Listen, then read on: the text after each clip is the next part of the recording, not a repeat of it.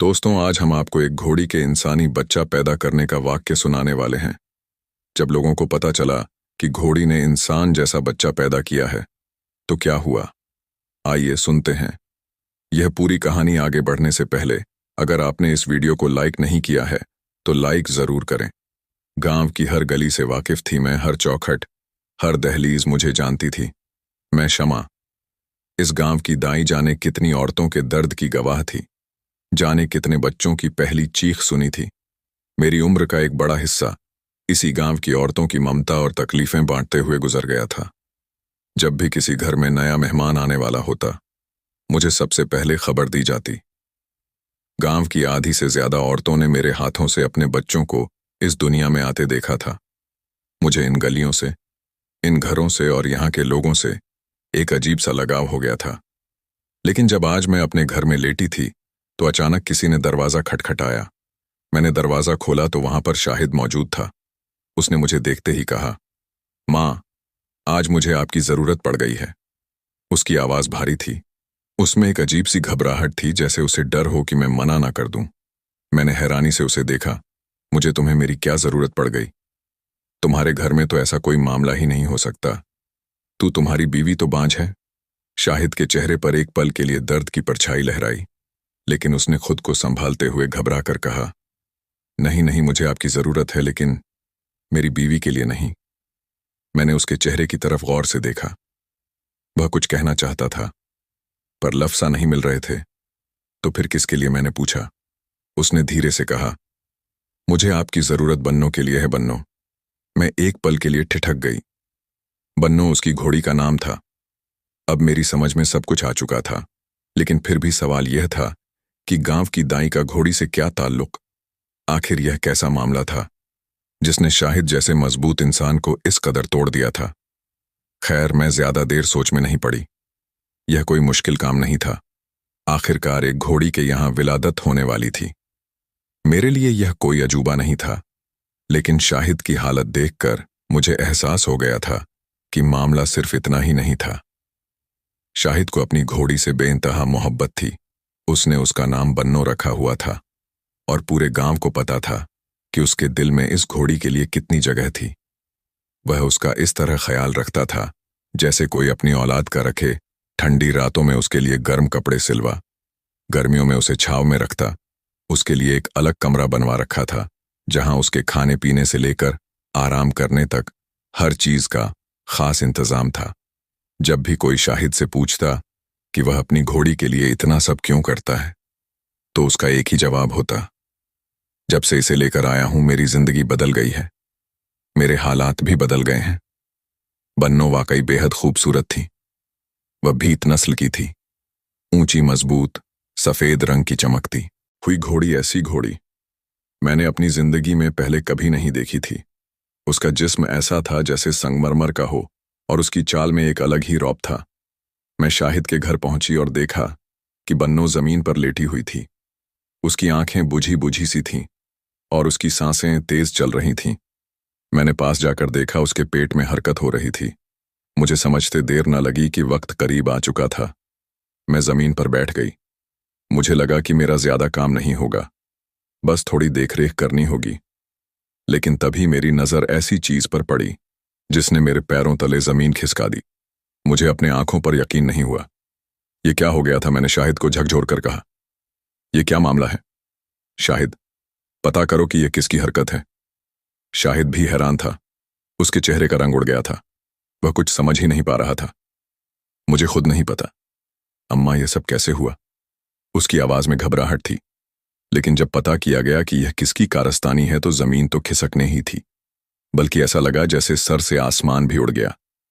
अब शाहिद खुद भी किसी से नजरें नहीं मिला सकता था।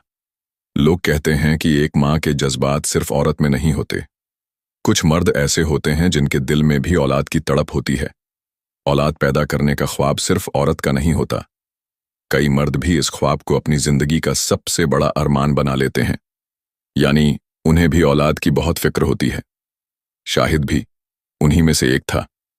मैं उसे तब से जानती थी जब वह इसी गांव की गलियों में नंगे पांव दौड़ा करता था। वह मेरे ही हाथों पैदा हुआ था। उसकी मां बहुत अच्छी औरत थी। नेक सीधी सादी और हर किसी के साथ भला करने वाली। लेकिन अब वह इस दुनिया में नहीं थी। उसके जाने के बाद शाहिद के घर में उसकी बीवी रह गई थी। शाहिद की बीवी बस एक मुनासिब सी औरत थी, ना ज्यादा बोलने वाली ना ज्यादा हंसने वाली, बस अपने काम से काम रखने वाली, लोगों से मिलना जुलना कम करती थी और अक्सर अपने घर की चारदीवारी में ही गुमसुम रहती थी।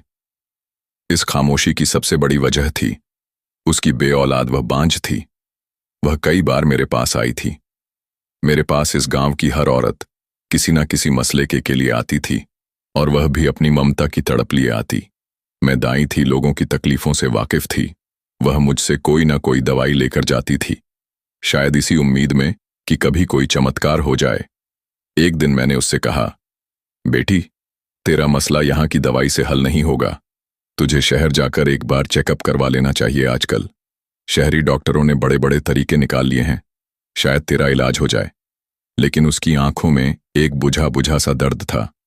उसने कंधे उचका और कहा, अम्मा, आपको तो पता है हम गरीब लोग हैं। शाहिद कभी भी मुझे शहर लेकर नहीं जाएगा।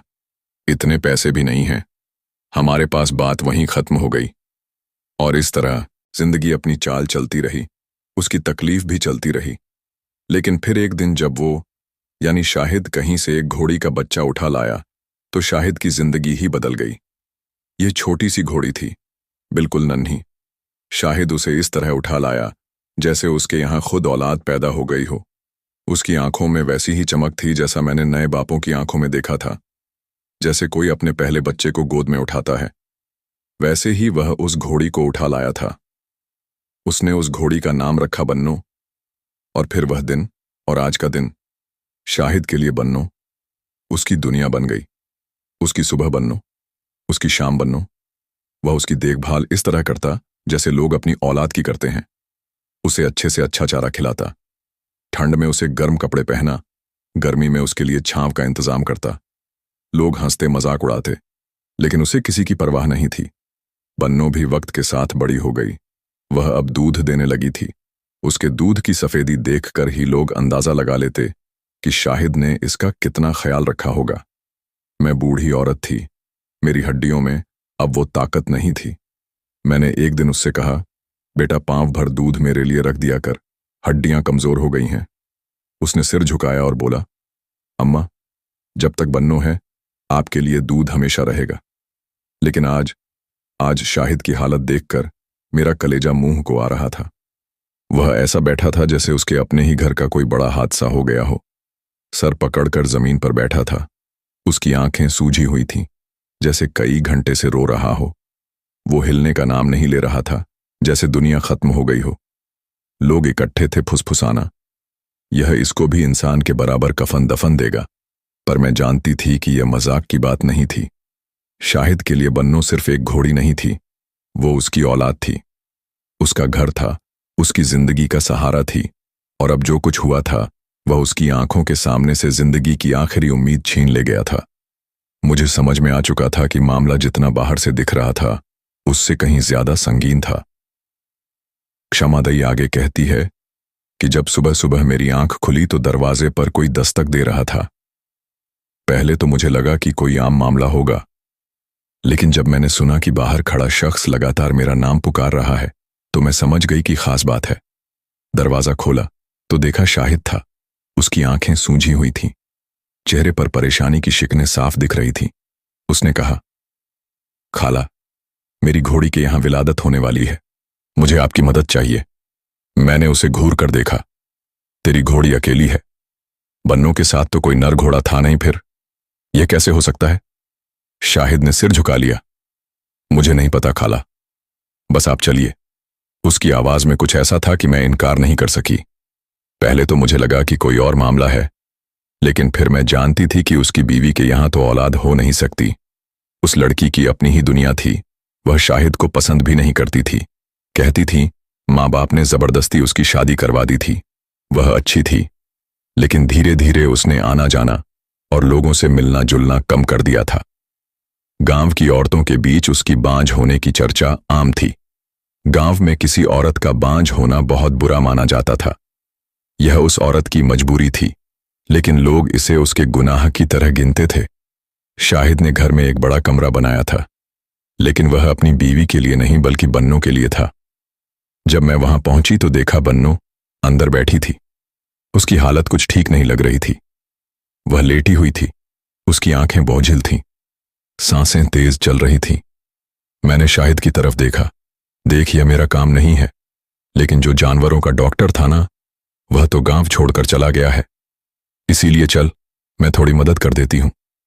शाहिद ने राहत की सांस ली और दरवाजे से हटकर मुझे अंदर आने दिया।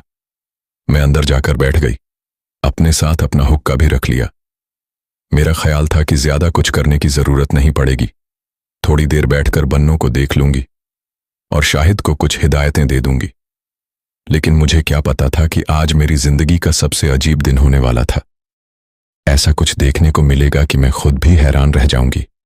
मैंने शाहिद को इशारे से बाहर भेज दिया और खुद हुक्का पीने लगी। कमरे में हल्का धुआं फैलने लगा। बन्नो करा रही थी। उसके पेट की हरकतें बता रही थीं कि कुछ होने वाला है। मैं उसके पास गई, उसके माथे पर हाथ फेरा। उसका बदन गर्म था। मुझे अंदाजा हो रहा था कि मामला आसान नहीं है। अभी मैं यही सोच रही थी कि अचानक मुझे अपने आसपास किसी बच्चे के रोने की आवाज सुनाई दी। मैं चौंक गई। ये क्या था? ये आवाज कहां से आ रही थी? क्या यह मेरे दिमाग का वहम था? इतनी औरतों के बच्चे पैदा करवाए थे कि कई बार ऐसा लगता था कि बच्चों के रोने की आवाज मेरे कानों में गूंज रही हो, लेकिन यह आवाज इतनी साफ थी, इतनी हकीकत जैसी कि मैंने आंखें मलक इधर उधर देखा, और फिर जो मैंने देखा उसने मेरे होश उड़ा दिए। बन्नो अभी भी जमीन पर लेटी थी।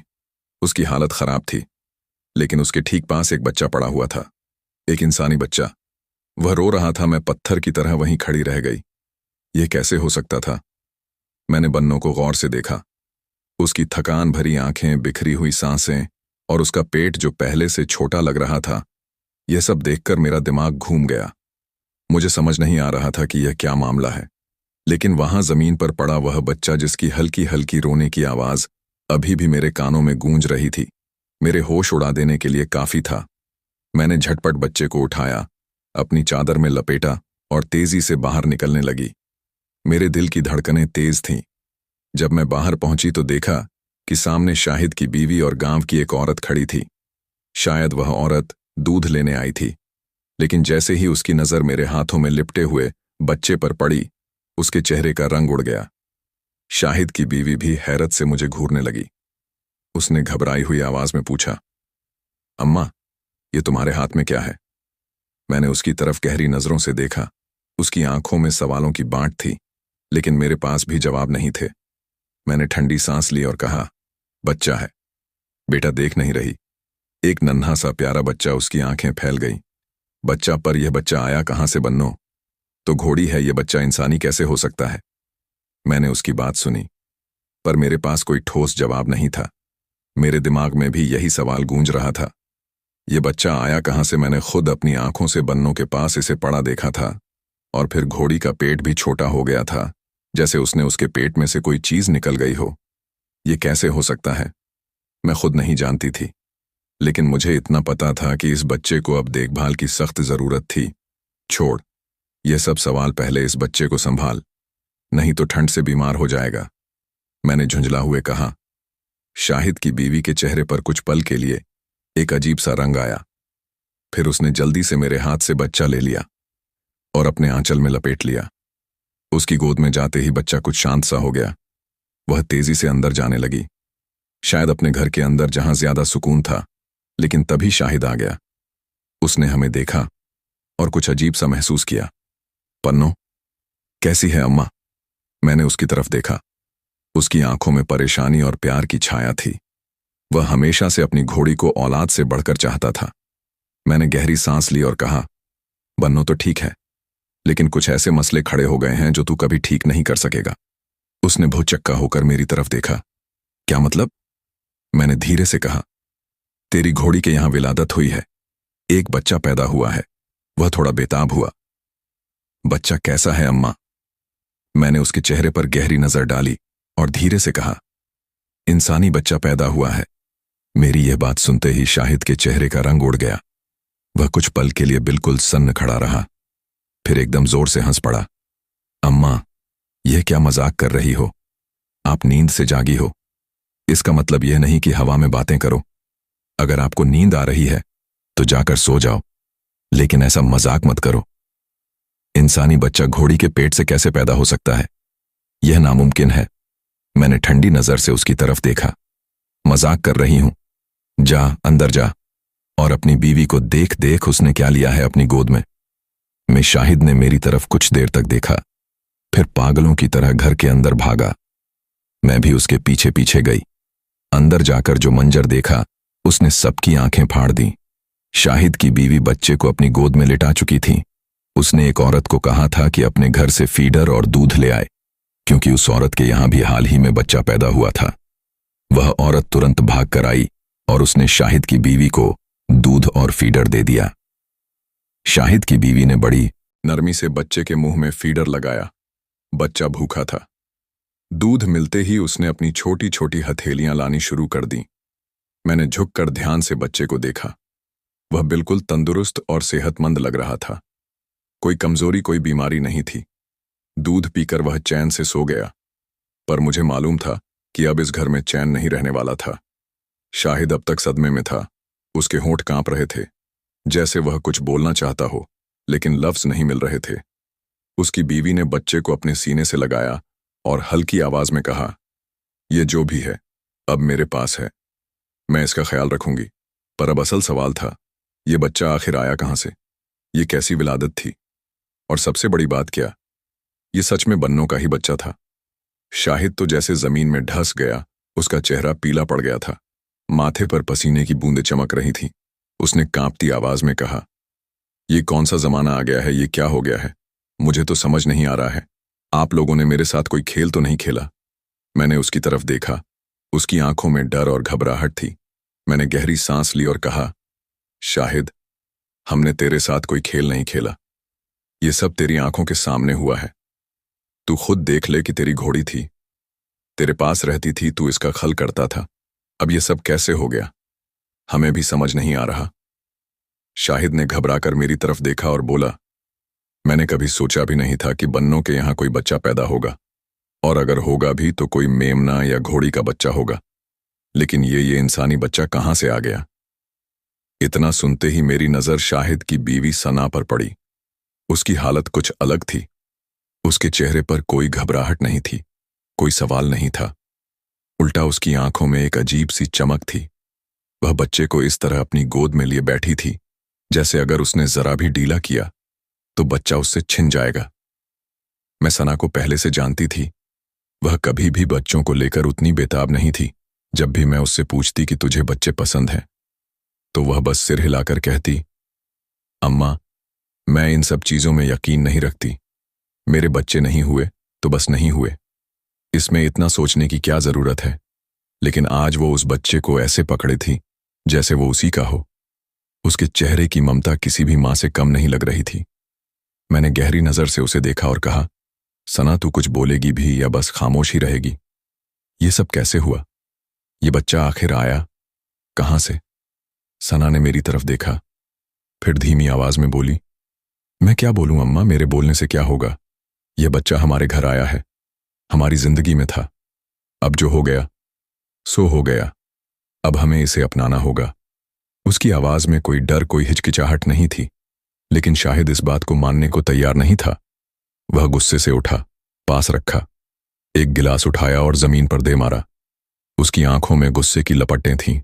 उसने तेज आवाज में कहा, सना, क्या तू मुझ पर शक कर रही है? तू यह क्या कह रही है? सना ने गहरी सांस ली, बच्चे को और करीब किया और कहा, नहीं शाहिद, मैं तुम पर शक नहीं कर रही, लेकिन तुम ही बताओ कि यह सब कैसे हुआ। शाहिद की आंखों में अजीब सा खौफ था। उसने मेरी तरफ देखा और कहा, अम्मा, इस बच्चे का क्या करें? इसे कहां लेकर जाएं? क्या लोग हम पर उंगलियां नहीं? सन्ना मेरी सहेली है, मैंने कहा। उस बच्चे का बाप कौन था? तू तो शादीशुदा नहीं है, का कोई कसूर नहीं है। अगर तेरी बीवी इसे पालना चाहती है तो शायद यही उसकी जिंदगी में लिखा था। शाहिद ने मेरी बात सुनी, लेकिन उसके चेहरे पर बेचैनी साफ झलक रही थी। उसने गुस्से में कहा, अम्मा, नहीं, मैं इसे ऐसे ही नहीं छोड़ सकता। मुझे यह पता लगाना है कि आखिर यह सब कैसे हुआ। बन्नों के साथ किसने यह सब किया?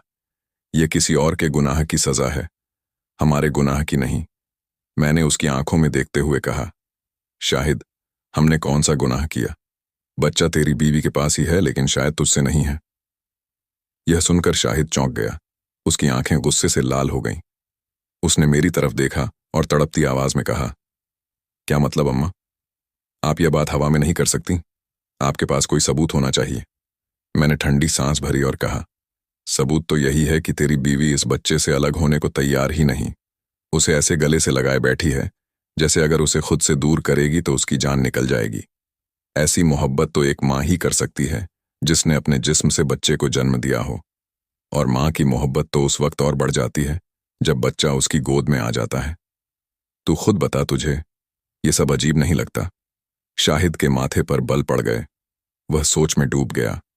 फिर धीरे से बोला, मुझे नहीं पता अम्मा, मुझे कुछ समझ नहीं आ रहा। लेकिन अगर वह सच में मां बनने वाली थी तो मुझे कैसे नहीं पता चला? मैंने उसकी तरफ देखा और कहा, शाहिद, तेरी बीवी कोई हल्की फुल्की औरत नहीं थी।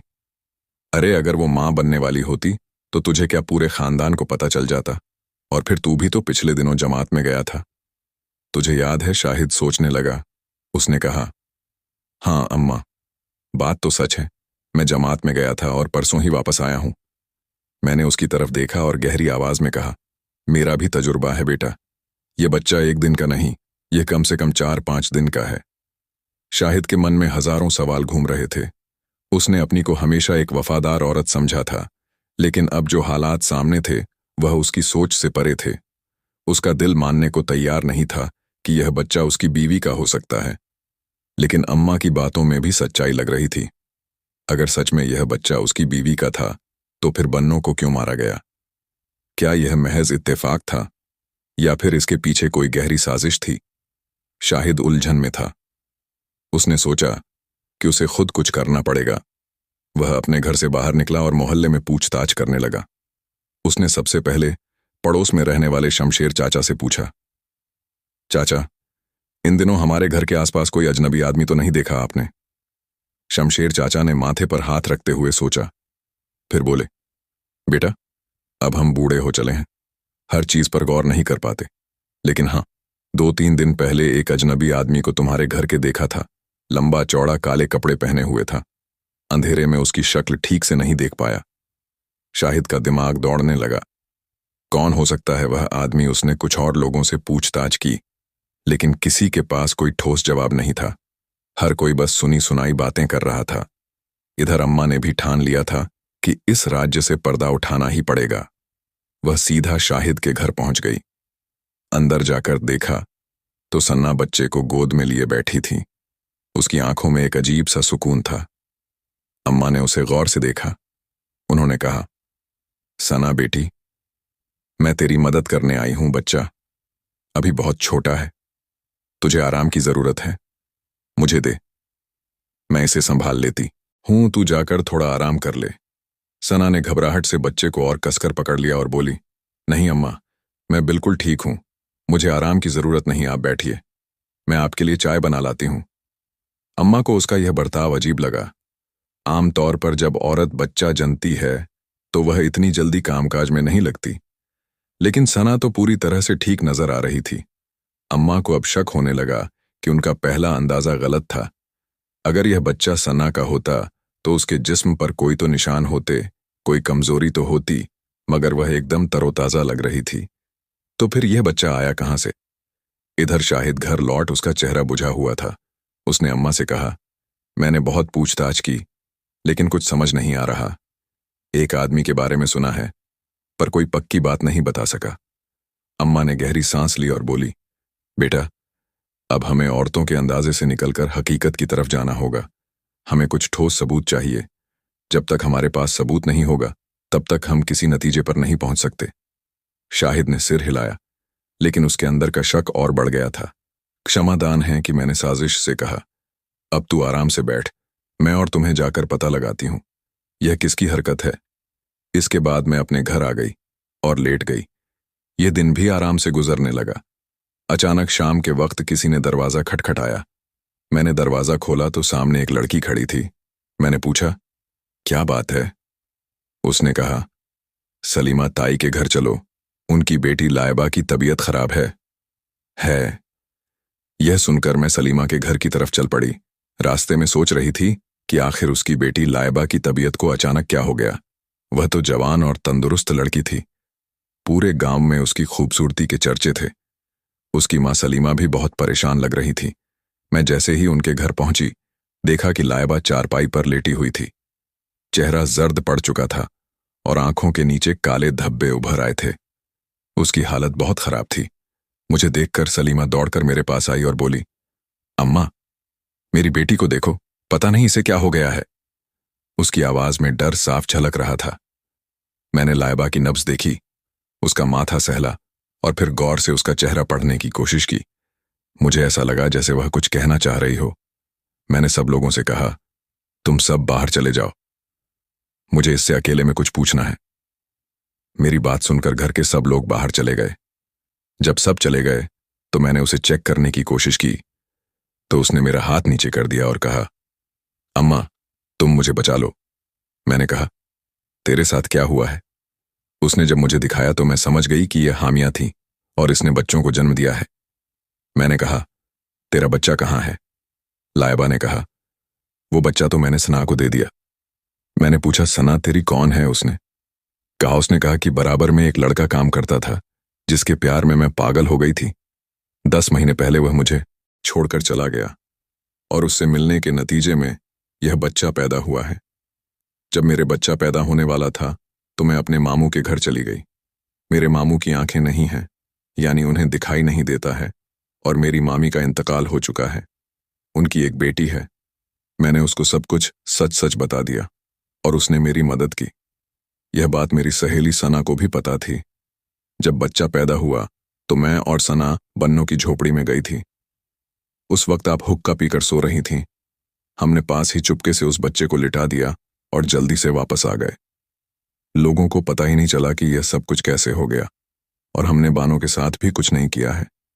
उसकी तबीयत अपने आप ही खराब हुई थी। शायद उसने कुछ उल्टा सीधा खा लिया होगा। क्षमा दई। आगे कहती हैं, लाइबा ने मेरे आगे हाथ जोड़ दिए और कहा, आप बाहर जाकर कह दें कि लाइबा की तबीयत खराब है। मैंने 2-3 दिन की दवाई दी है, वह ठीक हो जाएगी, क्योंकि जो होना था वह तो अब हो गया है। मैंने कहा, मैं बस इसलिए चुप हो रही हूं क्योंकि यह उस छोटे बच्चों की जिंदगी का सवाल है, वरना मैं सब सच सच बता देती। खैर, मैंने उसे कुछ दवाई दी और कमरे से बाहर निकल मैंने बाहर जाकर कह दिया कि लाइबा की तबीयत खराब है, आप लोग इसे कुछ दिन बिस्तर पर ही आराम करवाएं, इसके बाद ठीक हो जाएगी। इससे ज्यादा सवाल जवाब ना करें। इधर मैंने शाहिद को भी समझा लिया। मैंने उससे कहा, जो होना था सो हो गया।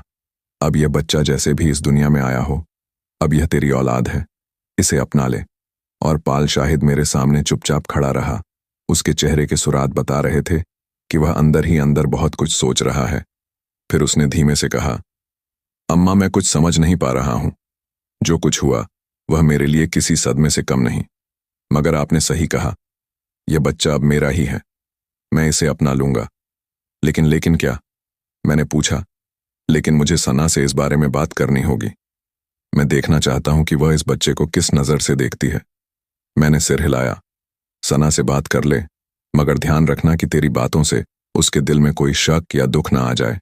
अब यह सिर्फ तेरा नहीं, बल्कि तुम दोनों का फैसला है। शाहिद सिर झुकाए अंदर चला गया। मैंने राहत की सांस ली कि यह मसला यही सुलझ गया। अगर यह राज खुल जाता तो न जाने कितनी जिंदगियां बर्बाद हो जाती। कुछ देर बाद मैंने देखा कि सना बच्चे को अपनी गद में लिए बैठी। उसकी आंखों में ममता थी, प्यार था, और एक अजीब सा सुकून भी मैंने महसूस किया कि वह इस बच्चे को पूरी तरह अपना चुकी है। अब शाहिद की जिंदगी धीरे धीरे पटरी पर आने लगी। कारोबार भी अच्छा चलने लगा। लेकिन लाइबा अपनी शादी के बाद दूसरे गांव चली गई। किसी को कभी उसकी सच्चाई का पता नहीं चला, मगर जब भी मैं उसे देखती, उसकी आंखों में एक अनकही बेचैनी होती। वह हंसती बोलती जरूर थी, लेकिन उसकी आंखें अब भी उस रात का राज पाए हुए थीं। और मैंने यह समझ लिया था कि कभी कभी कुछ राज हमेशा राज ही रहने में भलाई होती है।